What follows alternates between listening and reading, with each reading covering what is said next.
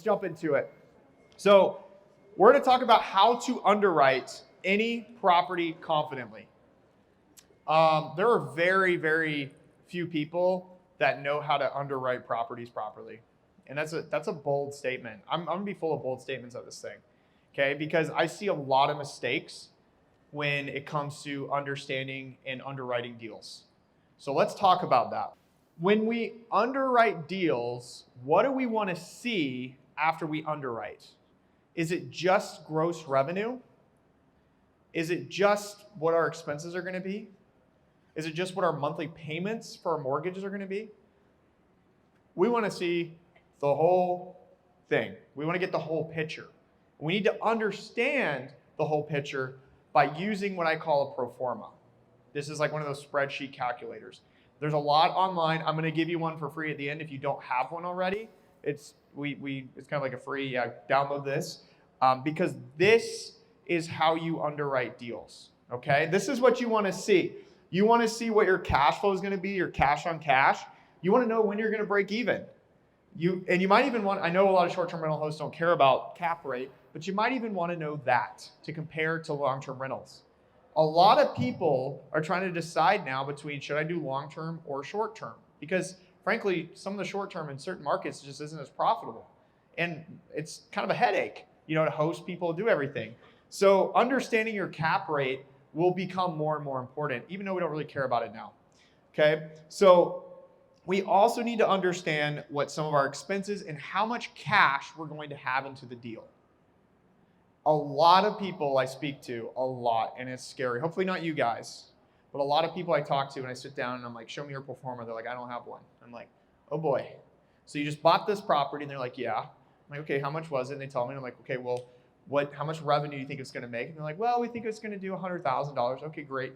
How much did you put into your expenses? Or how much did you put for furnishings and updating the property? We thought we had a big budget, so we did $200,000. Great. Okay, well, what's the return going to be from that $200,000 you put into the property? Oh, we don't know. I'm like, why not? How do you not know that? Another scenario I get all the time too is, well, in the first year, we had all these expenses and we didn't know, after that, we won't have as many expenses and the property will start making money. These are signs that you're not underwriting a property properly, okay? So let's talk about it. Here are the 3 keys. Write these down. We need to understand our gross revenue. So when you're evaluating a property and you're underwriting a property, you need to understand a gross revenue. You need to understand the interest rates that if you're doing a mortgage. Now, if you're paying cash for property, you can X number 2, but let's be honest, most of us aren't doing that. So interest rates, we need to understand how the interest rates impact the deal, because they will, and what are true interest rates. I can't tell you how many times I pull up someone's pro forma and I see 4.5%. And I'm like, whoa, who's your lender? I need to get them on the horn right now. I got some deals. And they're like, oh, I haven't called anybody yet. I just wanted to see. And I'm like, you haven't called anyone yet, but you're underwriting this deal now? What? You need to call somebody. You need to understand what current rates are, because they're a little high. They're going down, but they're a little high right now. And then finally, the last piece that gets messed up most of the time are estimated expenses. And I'm going to teach you guys a hack at the end to know if you've estimated your expenses conservatively. Okay?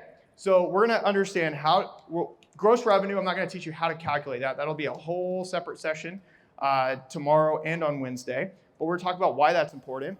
We're going to talk about interest rates, and then we'll dive into expenses. Those are the 3 keys to underwriting a property properly. I worked at Citibank for 5 years before I got into short-term rentals. And when they look at deals or analyzing bank statements, they're looking at these things. For commercial properties, they're looking at what is the revenue of this property? How does this impact me? What is the debt service coverage ratio going to be? Meaning, what is their risk on the deal? And you need to know that too. If successful investors are doing that, and big banks and investment agencies, all this, if they're all doing it, why aren't you doing it? Okay? Hopefully you guys are, but we need to dive into these and make sure you're doing them correctly and how to be conservative in your estimate. I'm a very conservative person when it comes to estimating revenue and expenses and interest rates, because I don't want to be into a property 1 year in and I'm like, wait, why am I not making any money? That's a bad feeling, right? You don't want to be in that position. So you want to be conservative. So here's how you do it. So number one, you need to nail your gross revenue. This is going to be brief. And I was going to have hopefully she comes. I have a special guest appearance of a lender who's going to talk about some rate stuff. Maybe I'll bring her in at the end. But we need to understand gross revenue first, okay? If you're going on Airbnb and you're typing in your market and you're pulling the stupid ADR numbers off listings on Airbnb, I'd slap you for one. No, I'm just kidding. No, but like, don't do that. That's not a way to estimate gross revenue. Gross revenue is a yearly figure. A lot of people come and ask me, Kenny, you bought that lake property. What's your average daily rate? What does that tell me about the deal? It doesn't tell me if it's profitable or not, right?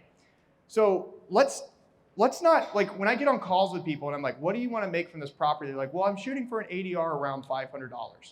What does that mean?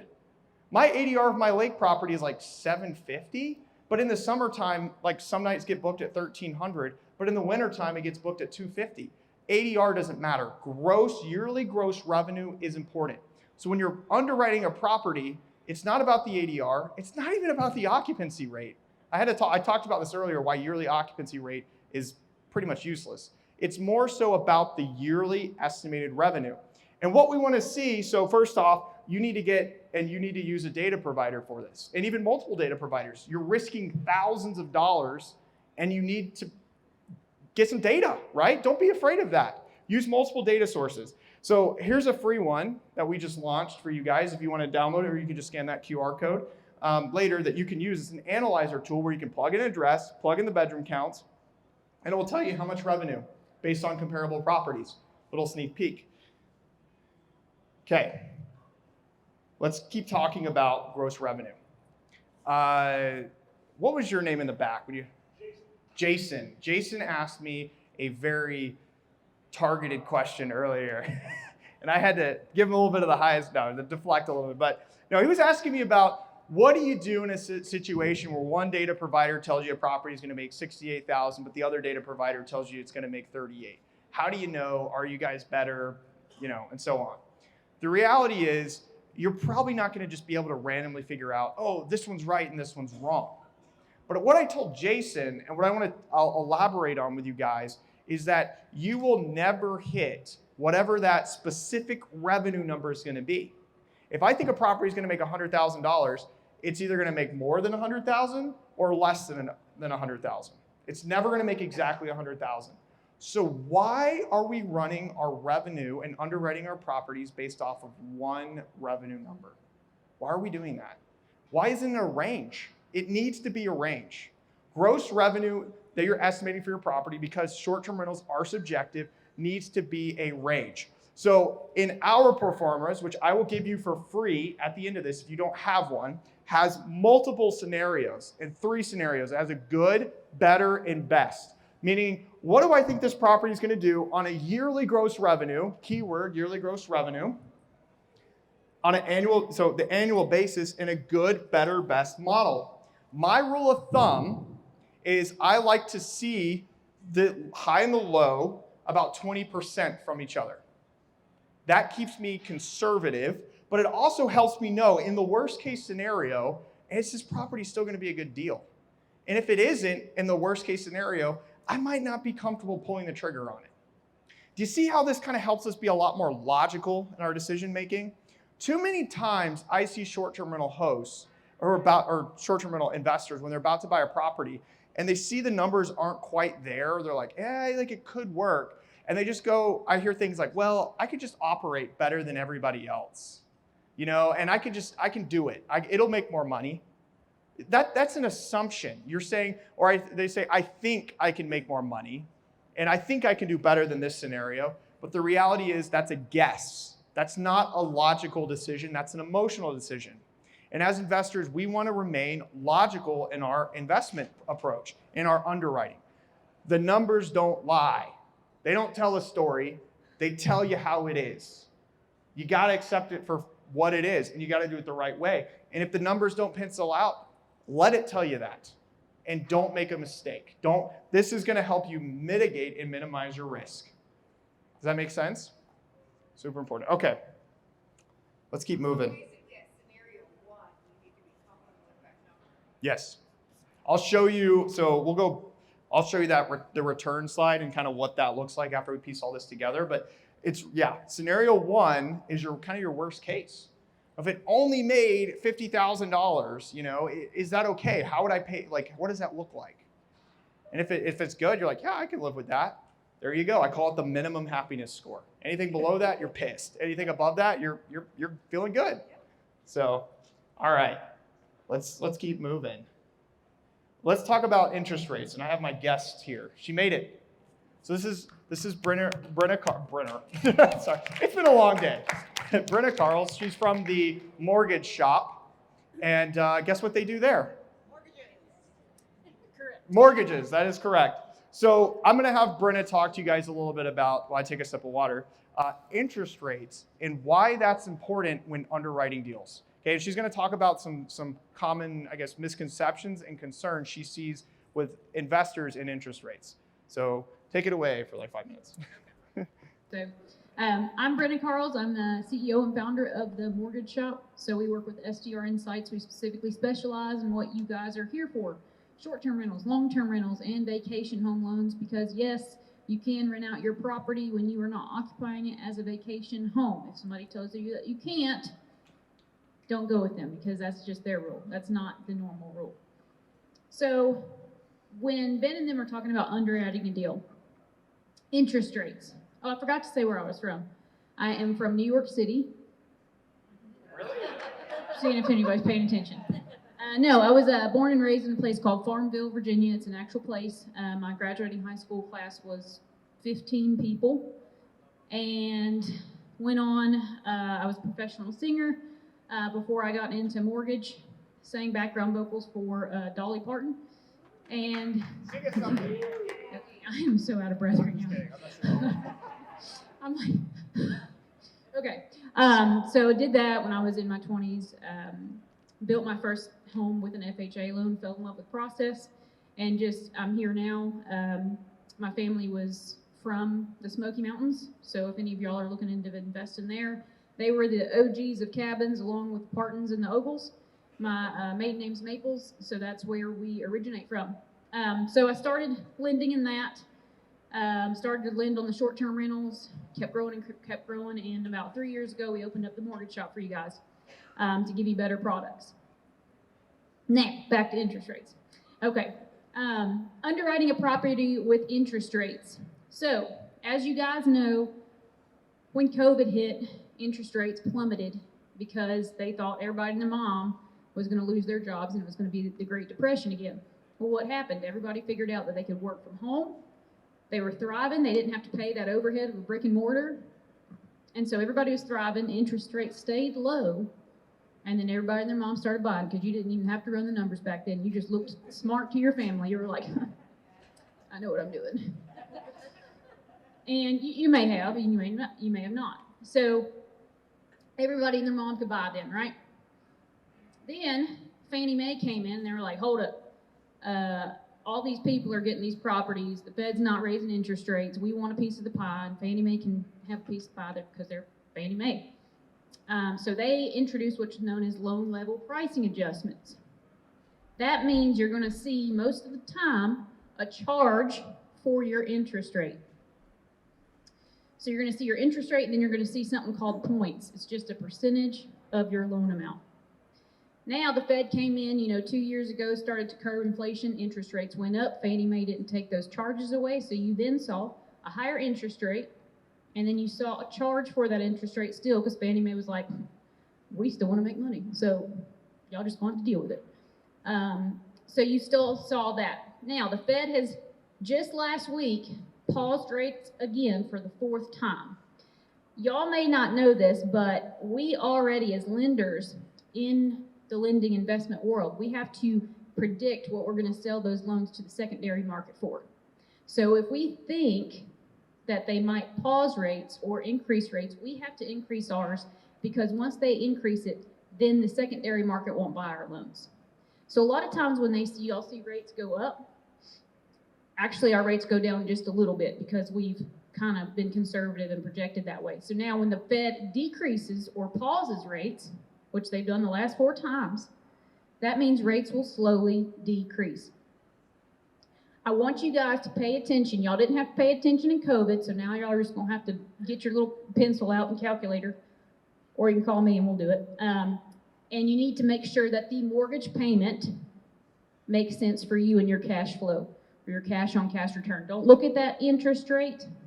I was just in Bill's master class course, whatever it's called, and they said, you know, even if the interest rate is up, you might be seeing $200 more per month as opposed to, you know, that 8.25 interest rate, which sounds alarming. So you really need to look at the mortgage payment, and you need to make sure the numbers work for you. I'm not saying, I'm not going to be like all the lenders, like, you need to buy now. Y'all need to buy now, but anywho.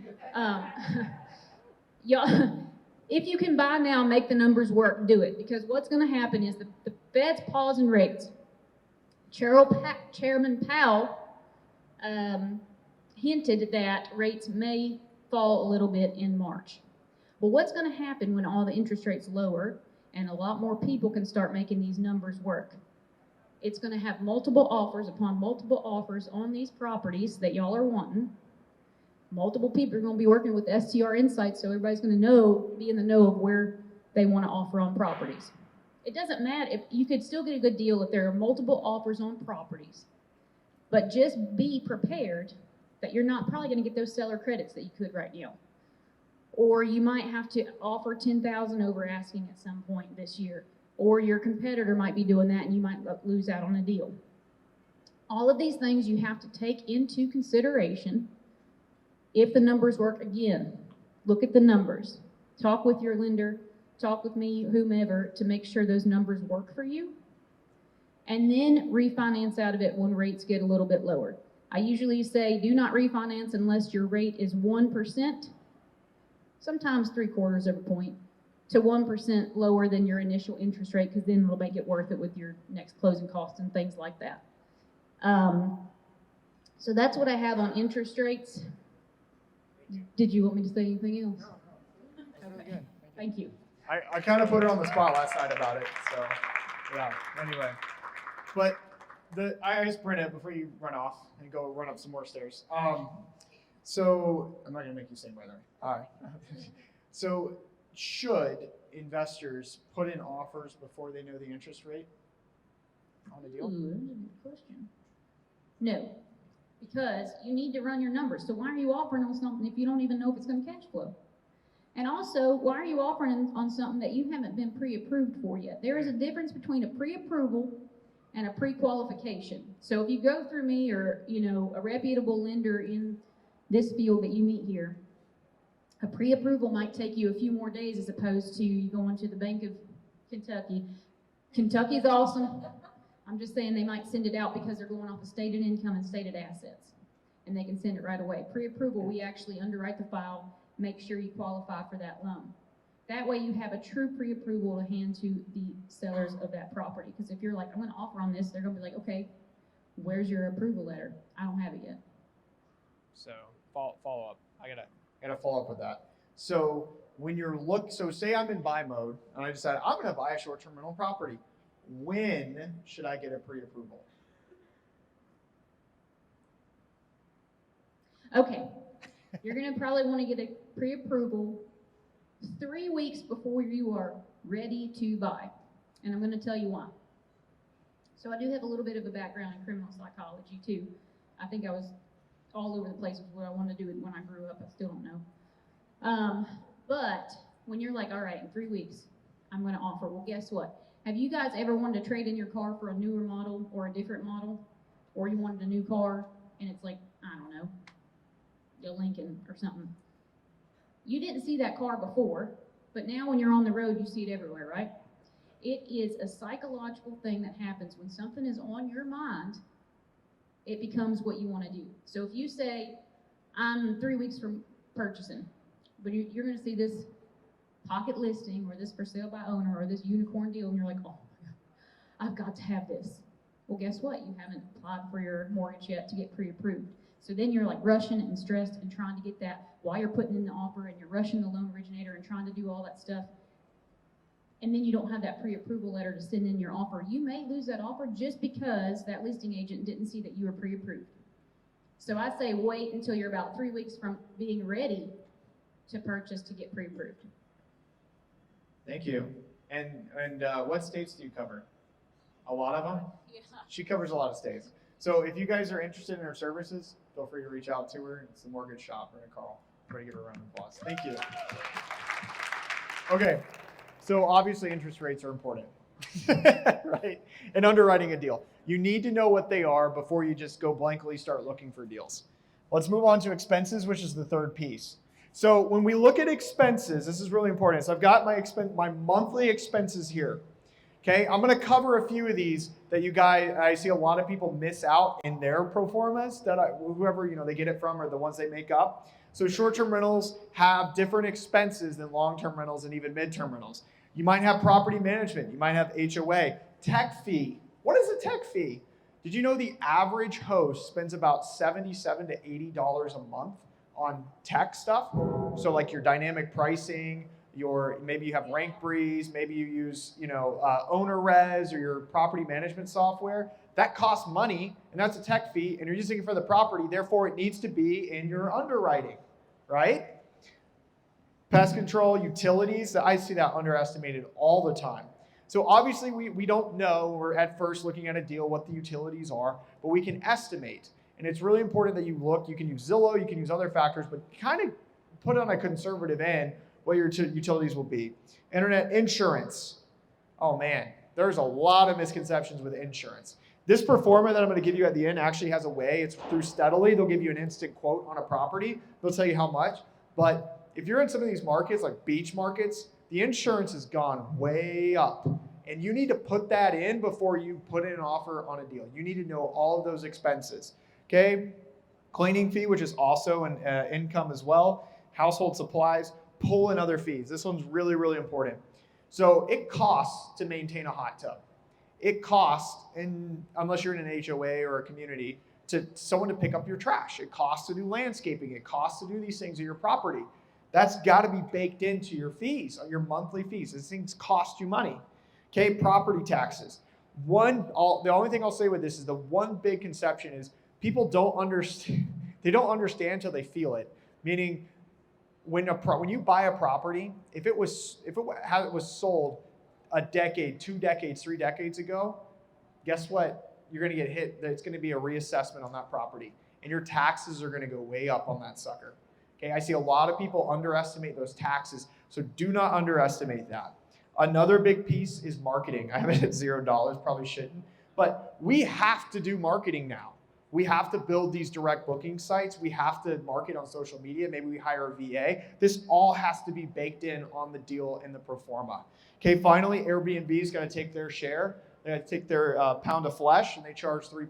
VRBO, if you're going to be on that one, that's 13, right? So this has to be in the deal, because these numbers are not taken out of your gross in STR Insights, AirDNA, Price Labs, Rebu, all of this. You have to know these things. These will kill, or these could kill a deal. So here's an example pro forma with all of the monthly expenses, the annual expenses, the debt service. But here's the hack that I want you guys to walk away with at expenses. This is really, really important.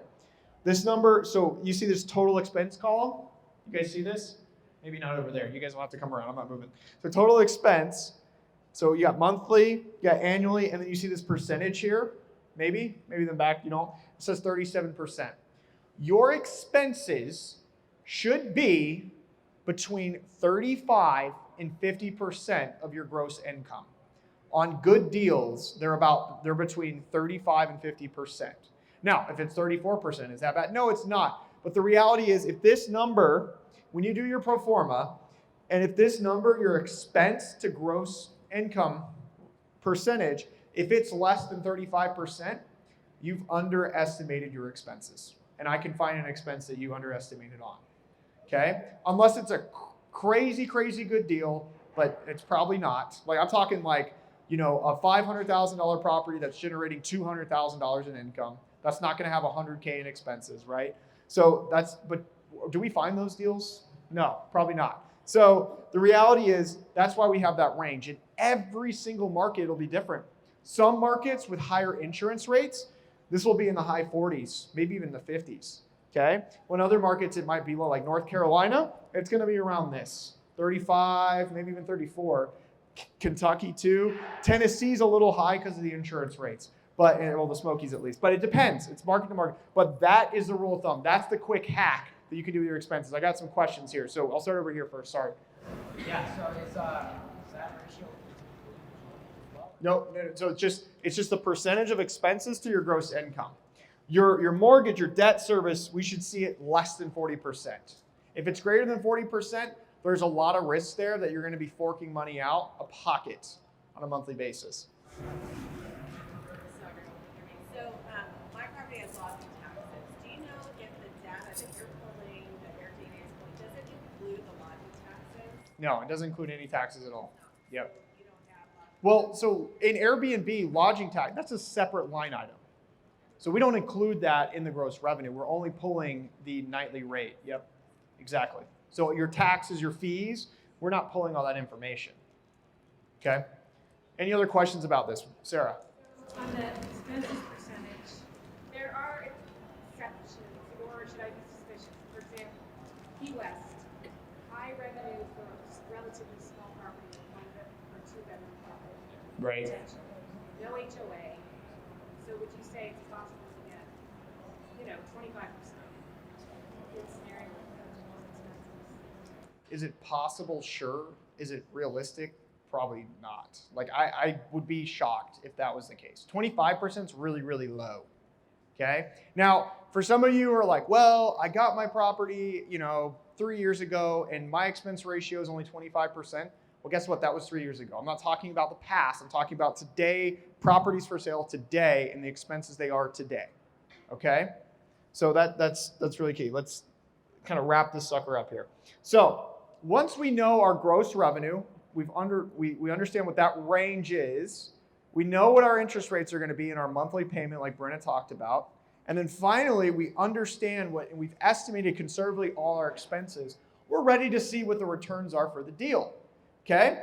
And this is what you're going to see. You see the scenarios? So I've got a worst case, okay case, and best case scenario. And you can see I've got cash on cash, cash flow, how much money I'm going to have into the deal.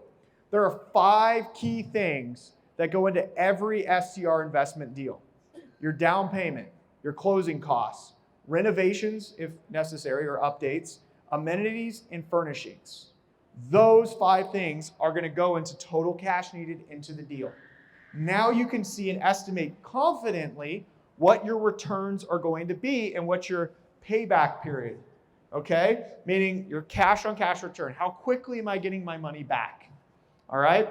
And then you have all your other things too. You can estimate tax expenses or savings and some other things in our pro forma, but these are the things you guys need to be focused on.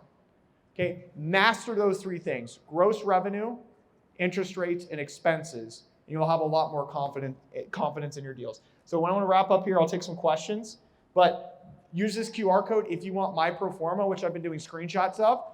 Use that QR code. We'll send you an email with the pro forma, and it's a free download. It's a spreadsheet. I created it with a CPA. It also has cost segregation, tax saving benefits in it too. It will automatically calculate for you as you put in the deal. It's really powerful. It's my opinion, biased obviously, but it's the best pro forma out there that you can use today. So, all right, questions? Would you say then, based on what you said, that like your first line of defense is your suspected gross rental income should be at least double your annual petty payment? Like your PITI? Sure. So you could do that. I don't do that. I base it off the gross ROI. So the gross ROI is the yearly gross revenue divided by the purchase price of the property. Okay, so now that gross ROI, that percentage will vary person to person. So yours might be 20, mine might be 30, meaning 30% of the purchase price has to be my gross yearly revenue. Okay, if I hit that percentage, I have a really good feeling that the numbers are going to pencil out based off of that percentage. Okay? I'm going to dive into this in great detail tomorrow morning when I'm on main stage, because the important thing is, and I hate this, when I talk to investors and I'm like, well, what kind of returns do you want out of the property? I remember I was talking to you about this. And you know, they're like, well, I heard on you didn't say this, so you're excused. But I hear it all the time.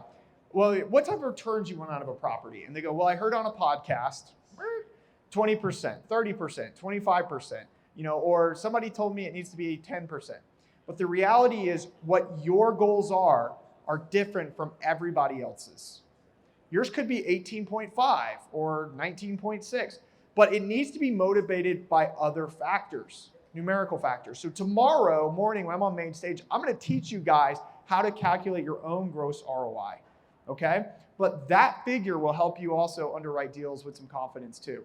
Because if you know what the gross ROI is and that property is going to hit the gross ROI, it's most likely going to pencil out after your interest rates and expenses based on my formula that I use. So that's tomorrow. So anyway, other questions about underwriting? Do you tend to forecast the growth period and annual revenue growth and expense growth and calculate IRR over time, or is that you don't know what the future's going to hold? Yeah, so he's asking, do I tend to forecast my revenue over time? So the answer to that is it's kind of like twofold no and yes. Yes, I do like to look at IRR, but the reality is a lot of people think revenue is like appreciation, right? Like it's going to be the steady tick up every single year. Wasn't 2021 better than this year or the year before? Yeah, so it didn't do that. So it ebbs and flows. So that's why I really don't do that anymore, because it's not just going to naturally tick up over time. And the reality is, if you're like, well, like, you know, whatever, over a 30-year period, sure, but it's not appreciation. We need the property to cash flow today, not 30 years from now. So when I'm estimating my revenue, that's why it's on a range, to cover those ebbs and flows. So if I do take a 20% hit, the property's still going to pencil out. Yep. And I guarantee you, if everybody in Blue Ridge had done that 2 years ago, they wouldn't be hurting like they're hurting today. So anyway, not to call them out, but so sorry, he was first, then I'll go to you. I have 2 questions for you. Yes, sir. First one, debt service should not exceed 10%. Sorry, what was that? Debt service? Yeah. So I said 40% or less. You want your debt service coverage ratio, or not the ratio, but the percentage to be 40%, less than 40%. Right. And the second one you said was the top 5 things. That go into a short-term rental. So down payment, closing costs, renovation/updates, amenities, and furnishings. Good. Do you have a target payback period? Do I personally have a target payback period? Yeah, so my target is going to be different from your target. And people get a little upset when I'm like, wow, well, that's really broad. So my personal target payback period is 3 to 4 years, okay? But your target payback period could be more or less. Depends on what your goals are. Does that make sense? Okay. And like I said, I'll talk more about this tomorrow, because you got to figure out what those goals are before you actually start looking for deals and underwriting them. What would you say, overall, expense plus debt service ratio is roughly be? So your cash flow you should be about 30. Yeah, I know you're talking about everything. So it'll be about 30% after all your expenses, including your debt. So 30% of your gross revenue will be your cash flow. That's what you're trying to target. No. Okay. Yeah, now it drops to like 20, maybe 15. So yeah, with management fees, that changes it. Yeah. Any other questions? Was this helpful? Yes. Okay.